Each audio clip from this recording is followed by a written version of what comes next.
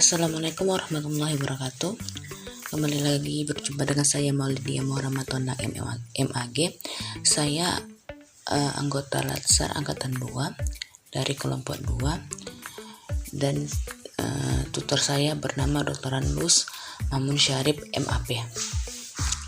Baik, pada kesempatan kali ini saya akan mencoba membahas kepada teman-teman semua mengenai sebuah kegiatan yang dimana kegiatan tersebut berhubungan dengan masyarakat, yaitu pelayanan publik. Tentunya PNS itu atau menjadi seorang ASN itu merupakan suatu yang diinginkan oleh masyarakat, khususnya yang ada di Indonesia.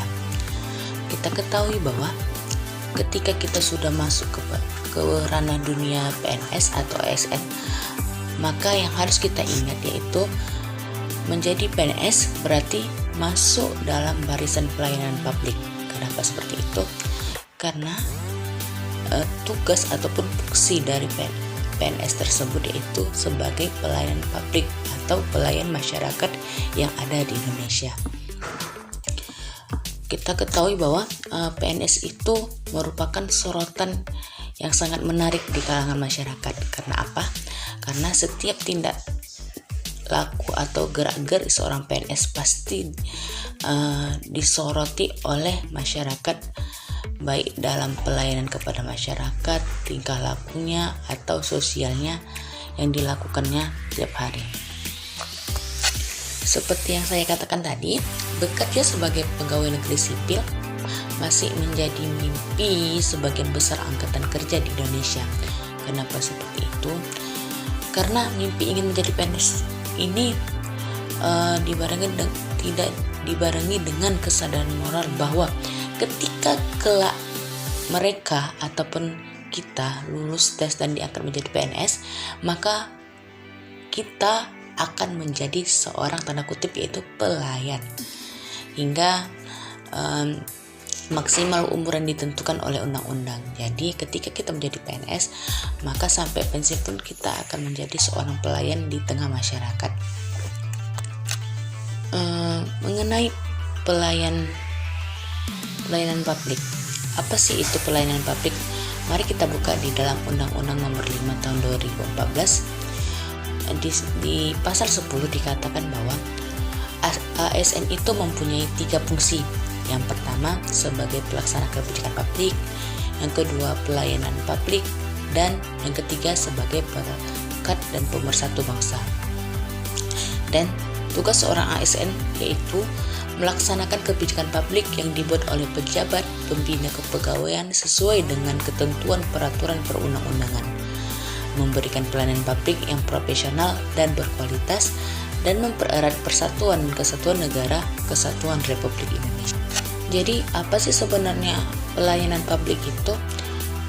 Mari kita lihat dari beberapa definisi.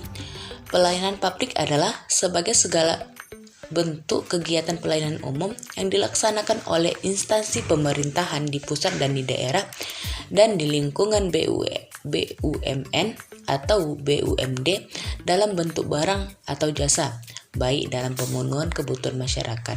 Itu yang dikemukakan oleh lembaga administrasi negara. Sementara Departemen Dalam Negeri menyebutkan bahwa pelayanan publik adalah suatu departemen dalam negeri,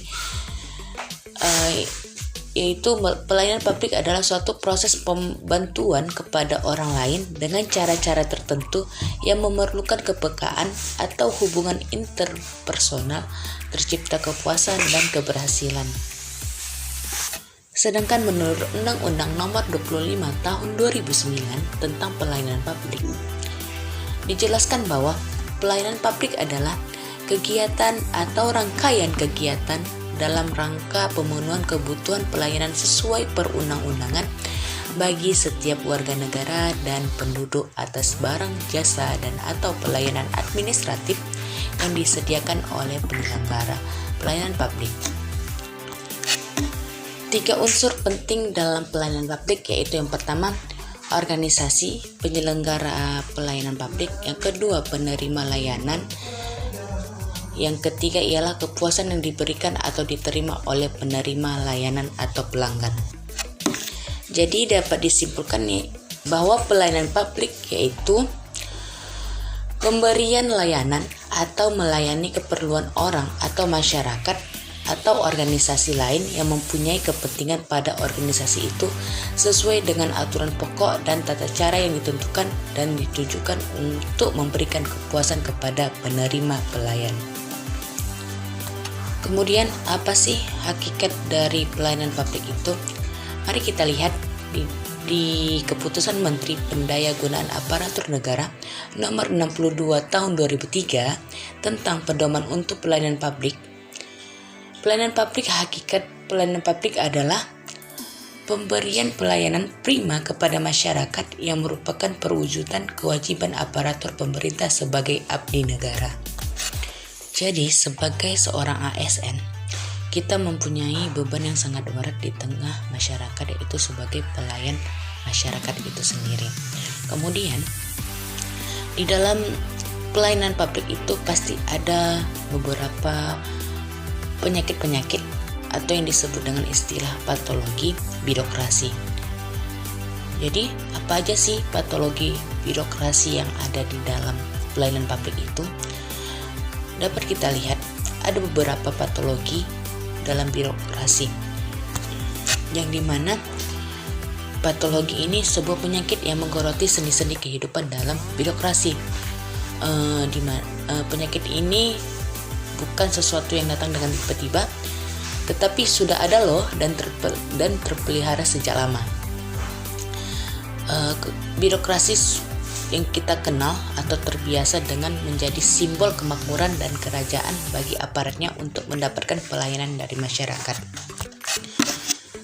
Ada beberapa bentuk patologi birokrasi yang telah dikemukakan oleh beberapa pendapat. Yang pertama yaitu penggelembungan organisasi. Di dalam birokrasi yang dirancang untuk memberikan pelayanan publik secara efektif dan efisien, cenderung untuk memperbesar struktur dan juga merekrut lebih banyak anggota. Ini terjadi karena besarnya ukuran akan berpengaruh terhadap kewenangan yang dimiliki oleh pimpinan birokrasi dan besaran sumber daya keuangan yang dikontrol. Kemudian patologi yang sering terjadi di dunia birokrasi yaitu duplikasi tugas dan fungsi, yang dimana pada tahap ini birokrasi yang cenderung membengkak tersebut menimbulkan masalah lain berupa duplikasi tugas dan fungsi yang dijalankan oleh unit-unit dalam organisasi birokratis tersebut, yang mengakibatkan unit dan orang-orang yang ada di dalamnya mengerjakan pekerjaan yang sama sehingga mengakibatkan terjadinya inefisiensi.